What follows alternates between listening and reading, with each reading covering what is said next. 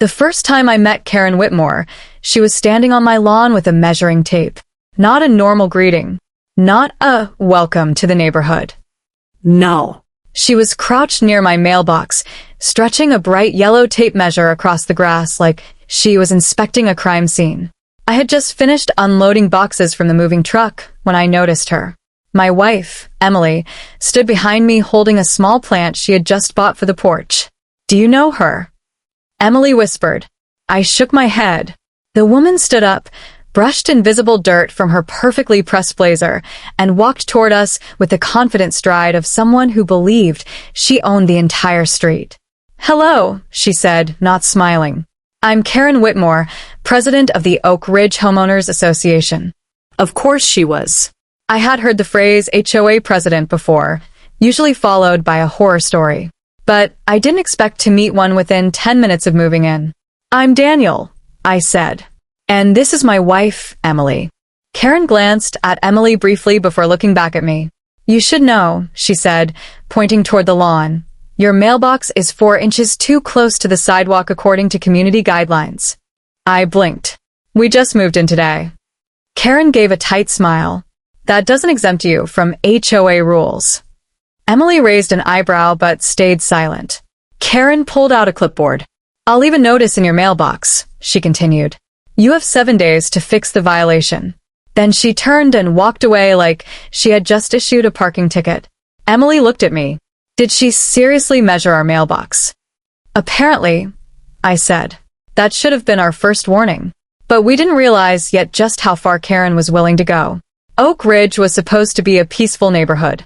Tree-lined streets, nice houses, kids riding bikes in the evening. But the HOA ran everything with military precision. Grass had to be a certain height. Trash cans had to be hidden. Driveways had to be spotless. Most people just followed the rules to avoid trouble. Except Karen didn't just enforce rules. She hunted violations. And somehow, we became her favorite target. The second complaint came 3 days later. Emily had placed 2 flower pots on the front porch. Karen claimed they were unapproved decorative elements. Then our trash can was visible from the street for 15 minutes on pickup day. A week later, Karen claimed our hedge was 1 inch too tall. Fine. $200. I started to feel like we were living under surveillance. Every time I came home, I half expected Karen to be hiding in a bush with binoculars. Emily tried to stay calm. "Just ignore her," she said one evening while cooking dinner. But ignoring Karen didn't work, because the fines kept coming. 1 month later, we opened our mailbox to find a thick envelope.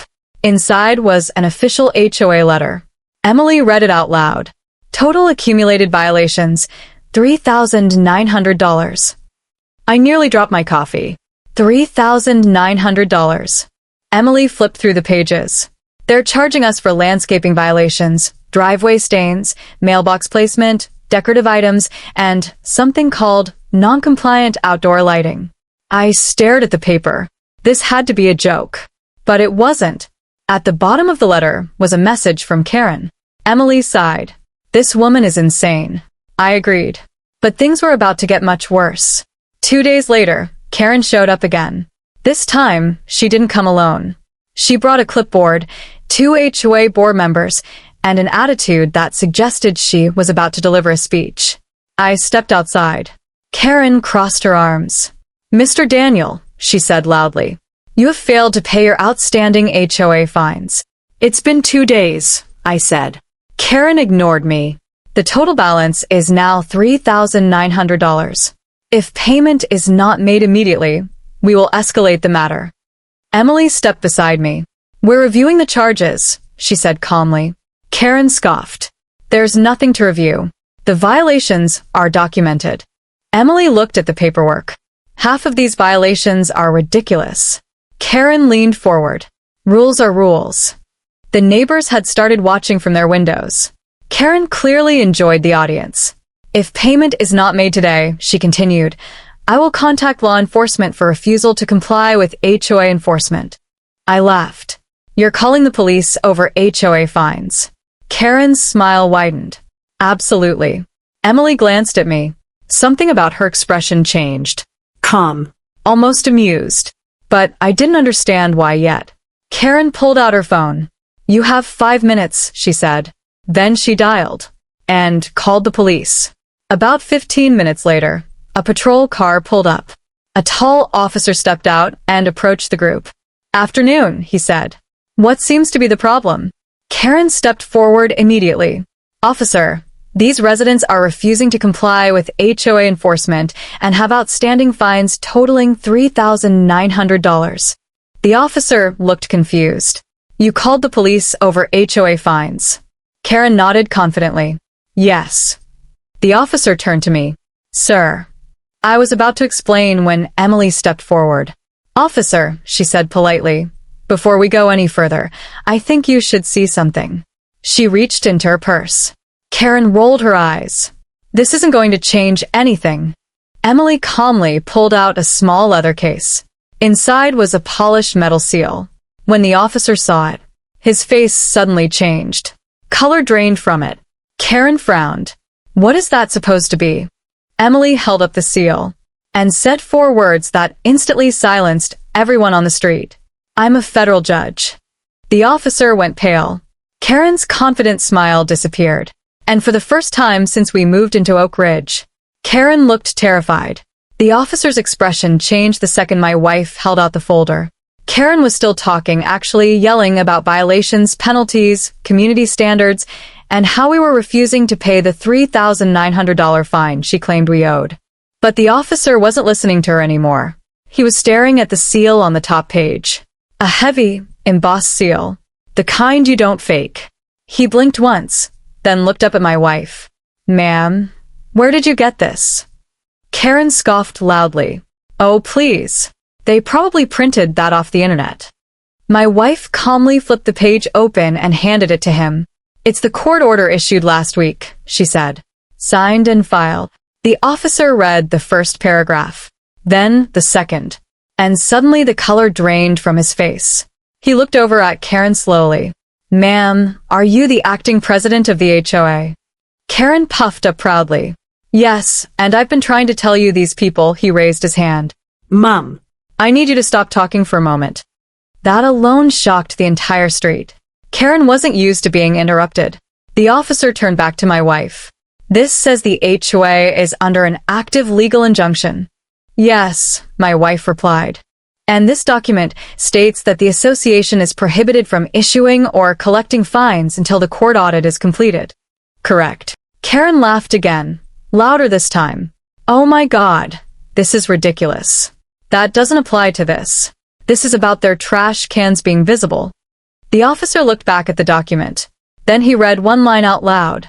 "The HOA is barred from enforcing any penalties, citations, or fines against residents until further notice." The street went quiet. Karen stopped smiling. The officer folded the paper slowly. Then he asked the question that changed everything. "Ma'am, did you call the police to enforce a fine that a judge has already ordered you not to collect?" Karen's mouth opened. Closed. Opened again. "Well, I mean, that's not what this is." My wife gently pulled another paper from the folder. "This might help clarify." The officer took it. His eyes widened. Oh. Karen shifted nervously. "What now?" He held up the page. "This appears to be a notice that the HOA is currently being investigated for financial misconduct." Karen's face turned red. "That's confidential." My wife shrugged. "It stopped being confidential when the court filed it." The officer rubbed his forehead. Then he turned to Karen. Mom. "I'm going to need to see some identification." What? Why? "Because knowingly attempting to enforce a suspended fine and calling law enforcement to intimidate residents could fall under misuse of emergency services." Karen's jaw dropped. "You can't be serious." One of the neighbors across the street actually whispered, "Oh my God," the officer sighed. "Ma'am, we were told there was a hostile resident refusing lawful compliance. Instead, we have a legal injunction and a court notice." Karen pointed at us wildly. "They're lying." My wife calmly held up the final page. The officer looked at it. Then he went completely pale. Because this time, it wasn't just a court document. Karen finally noticed it. Her voice cracked. Why is your name on that? My wife smiled politely. Because I'm the one who filed the lawsuit. The entire street erupted in whispers. And the officer quietly said something that made Karen stagger backward. Ma'am, you might want to call a lawyer. Karen had just realized something. That $3,900 fine she tried to force on us. If the court ruled against the HOA, it could end up costing her personally. And the worst part, my wife wasn't finished yet.